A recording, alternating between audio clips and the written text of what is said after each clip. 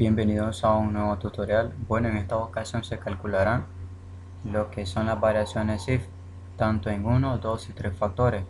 Y por supuesto luego preparar los asientos de diario correspondientes para cada factor. Entonces, como pueden observar, tenemos un problema la cual vamos a resolver, la cual nos indica que una compañía de vidrio utiliza un sistema de costos estándar.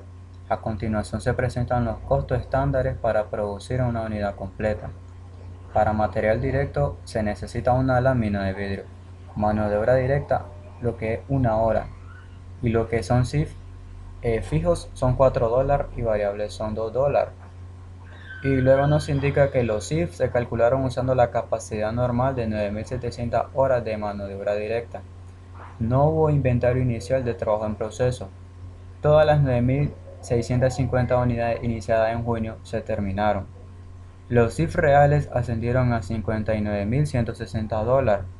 El empleado encargado de la nómina informó que la nómina de junio ascendió a $35.625. Todos los trabajadores de fábrica recibieron $3.75 por hora durante junio. Entonces, el ejercicio nos pide que se calculen las variaciones y los asientos correspondientes. Entonces, para calcular lo que son los if en base a una variación o a un factor, se debe tomar en cuenta lo que es el CIF real. De CIF real tenemos $59.160. $59.160. Y pues en lo que es el CIF aplicado serían las horas estándar permitidas, que eso se calcula de la producción equivalente multiplicada por el estándar.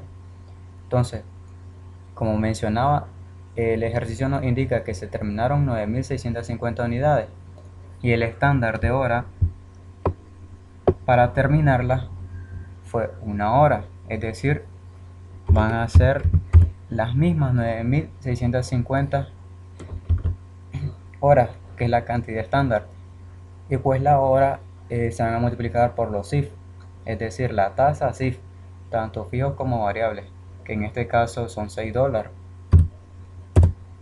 Entonces nos daría 57.900.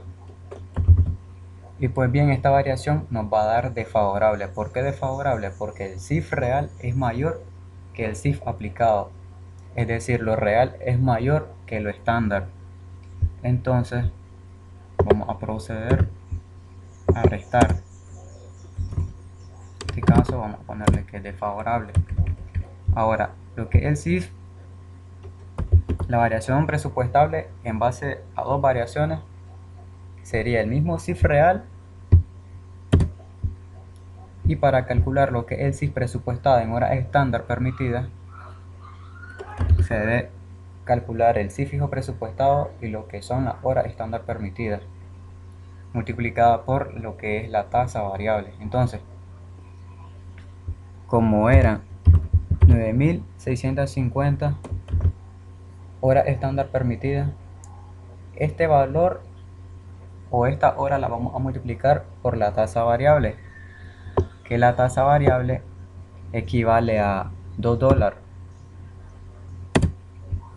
Y lo que es el CIF fijo presupuestado, perdón, son las 9.700 horas de capacidad normal multiplicado por la tasa fija, es decir, 9.700 por 4. 4 es la tasa CIF fija. Entonces, la suma de ambos nos va a dar nuestro CIF presupuestado en horas estándar permitidas, que daría $58.100. Entonces, esta variación también va a ser desfavorable por lo que había mencionado anteriormente. $1.060 desfavorable. Entonces, las horas del denominador, ¿cómo se calculan? Bueno, ya tenemos un CIF fijo presupuestado. Entonces, CIF fijo presupuestado entre la tasa fija, que la tasa fija es 4. Es decir, las horas del denominador va a ser 9700.